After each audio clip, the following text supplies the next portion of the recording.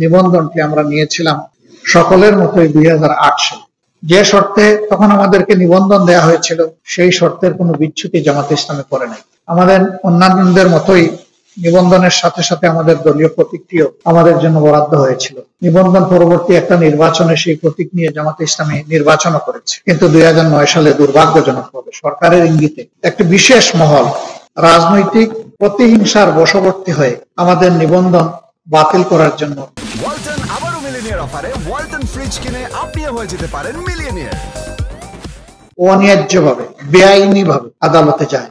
আদালতও এখতিয়ার বহির্ভূতভাবে এই মামলাকে আমলে নিয়ে একটা মিসক্যারিয়েজ অফ জাস্টিস উপহার দিয়েছে, ন্যায়ভ্রষ্ট রায় উপহার দিয়েছে। সেই রায়ের ভিত্তিতে, হাইকোর্টের রায়ের ভিত্তিতে আমাদের নিবন্ধনটি বাতিলের পর্যায়ে চলে যায়। আমরা এর বিরুদ্ধে আপিল করি। সেই আপিল অনেক চড়াই উৎরাই দীর্ঘ আইনি লড়াইয়ের পর 1 জুন 2025 সাল আপিল সেটেল হয় এবং আপিল বিভাগ সর্বসম্মত রায় হাইকোর্টের দেওয়া রায়কে অবৈধ এবং বাতিল ঘোষণা করে। একই সাথে 2013 সালে এই রায় প্রকাশ হওয়ার আগে জামাতে ইসলামের যে অবস্থা ছিল, তার নিবন্ধন, তার প্রতীক, সেই বিষয়টি সমাধান করার জন্য, দ্রুত সমাধান করার জন্য নির্বাচন কমিশনকে তারা নির্দেশ প্রদান করে।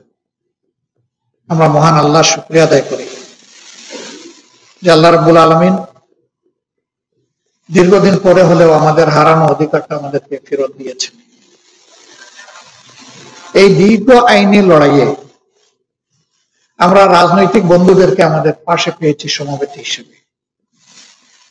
মিডিয়াও অনেকেই আমাদেরকে সহযোগিতা করেছেন, আমাদের শুভাকাঙ্ক্ষীরা আমাদের পাশে থেকেছেন। ডিপ্লোম্যাটিক কোরের respectable members, they also assisted us and encouraged us.